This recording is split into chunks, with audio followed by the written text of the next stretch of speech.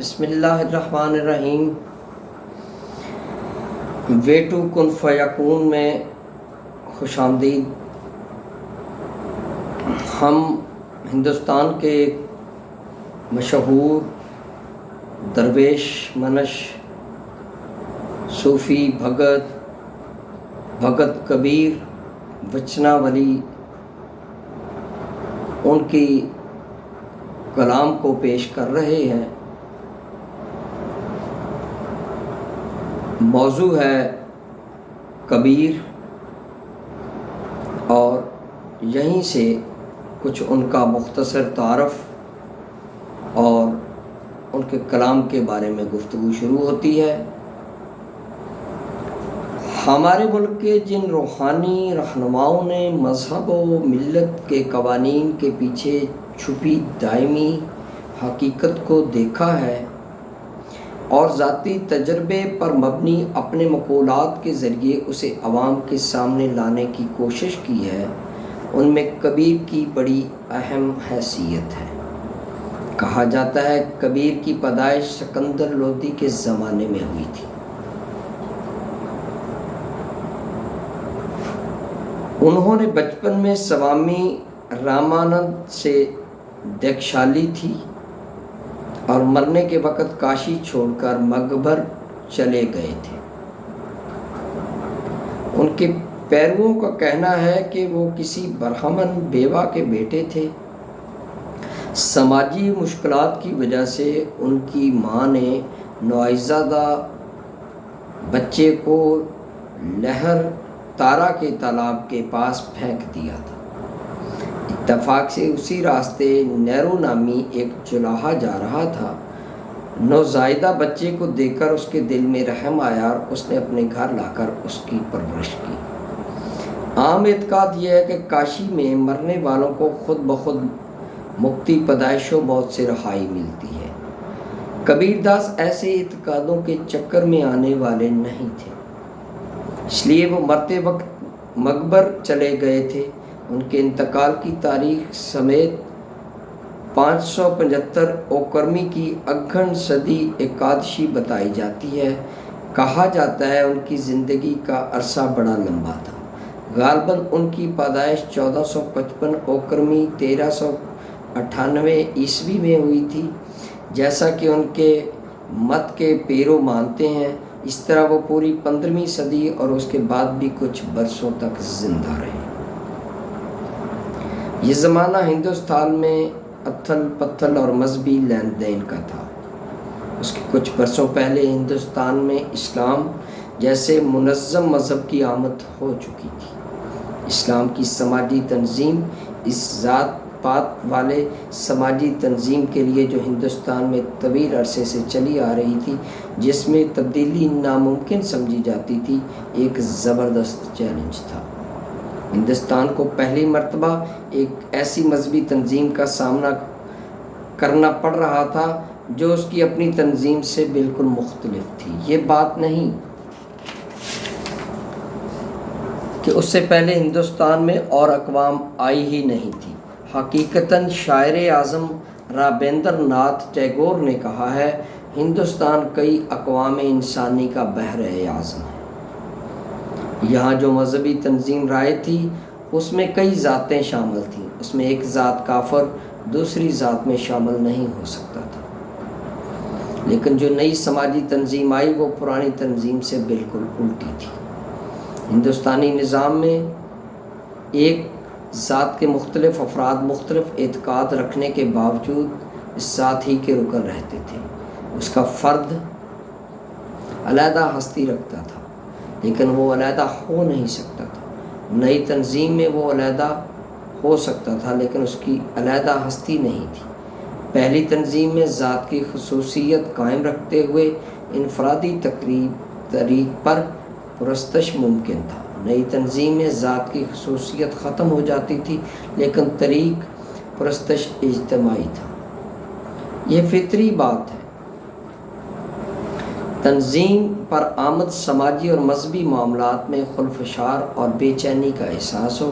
کچھ عرصے تک تو یہ معلوم ہوتا تھا ہندوستان شروع ہی سے اخلاقی پاکیزگی اور ذات پات کی پابندیوں میں چھپی ہوئی جس حقیقت کو اہمیت دیتا آ رہا ہے وہ ماند پڑ جائے گی۔ ایسے وقت میں کبیر صاحب کا ظہور ہوا۔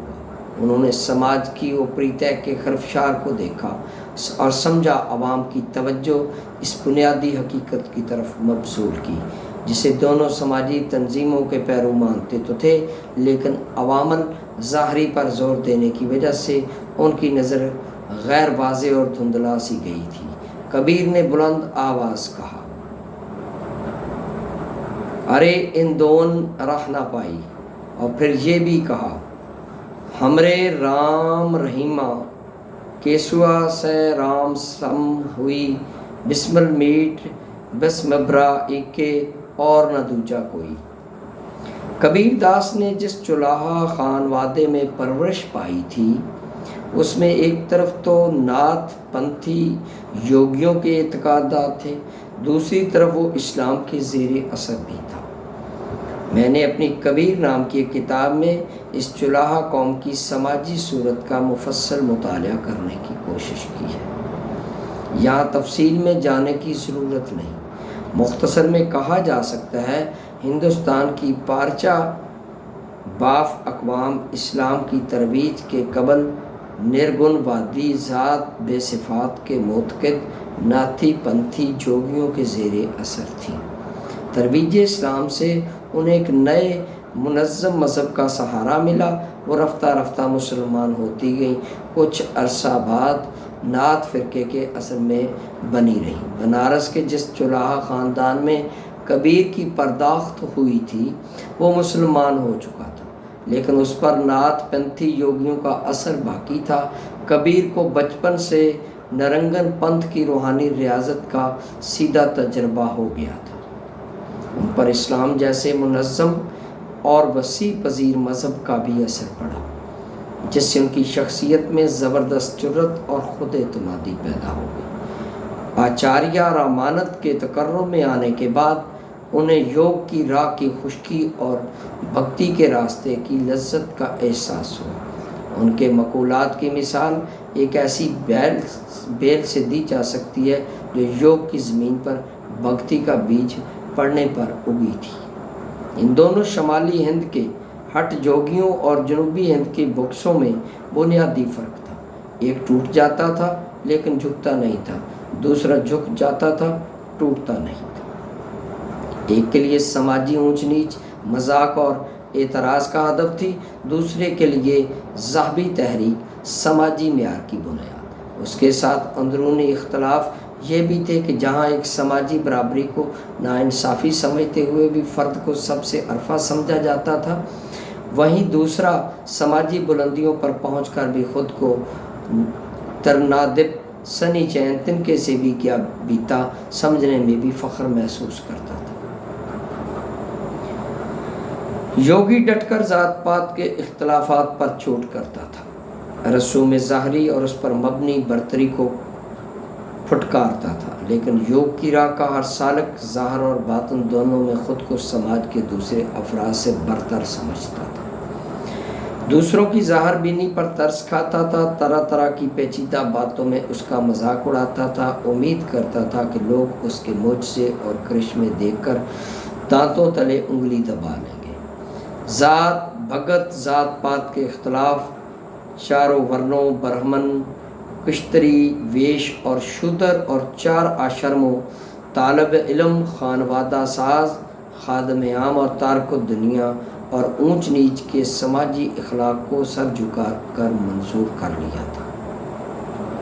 خود کو ویرانہ جہاں میں بھٹکتا ہوا گمراہ انسان مانتا تھا، اپنے پرانے رجحانات گناہ گاری پر منفعل رہتا تھا اور امید کرتا تھا خدائے حاضر و ناظر اس کے احساس انفعال کو سمجھ لے گا اور کچھ آکش دنیاوی سے رہائی دلا دے گا۔ ایک کو اپنے علم پر فخر تھا، دوسرے کو لا علمی کا سہارا۔ ایک کے لیے جسمی کائنات تھا اور دوسرے کے لیے کائنات ہی جسم۔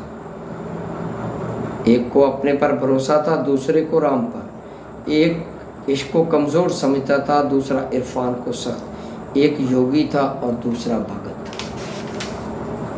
عوام دونوں کا دو طرح رد عمل ہوا۔ ایک نے معتقد دنیا دار کے دل میں شبہ پیدا کر دیا۔ وہ سوچنے لگا کہ مایا زبردست ہے، اس سے رہائی محال ہے، تحصیل روحانی کی راہ مسدود ہے، یوگ نہ جاننے والے کی نہ جانے کیا پاداش ہوگی، 84 لاکھ انواع مخلوق میں نہ جانے کب تک بھٹکتا پھرے گا۔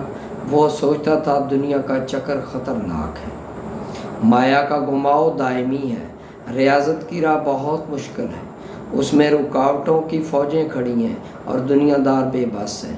دوسرا بھگت نے اسے بے پرواہ بنا دیا۔ سوچنے لگا جس نے غلطی سے بھی ایک بار خدا کا نام لے لیا اسے کچھ کرنے کی ضرورت ہی نہیں۔ ایک بار وشنو کا تلک ماتھے پر لگ گیا تو بیکھنٹ کا دروازہ کھل گیا۔ کسی طرح تلسی کی مالا مل گئی تو جنت میں مقام یقینی ہے، اور کلجک اور دوسرے یگوں سے بہتر ہے، کیونکہ اس میں گناہ کے خیال کی سزا نہیں، لیکن ثواب کے ارادے کی پوری جزا ہے۔ رام کا نام رام سے بھی بڑا ہے اور ڈرنے کی کوئی ضرورت نہیں ہے۔ یہ موضوع یہاں تک ہے، اگلا موضوع ہم اگلی ویڈیو میں بیان کریں گے۔ والسلام۔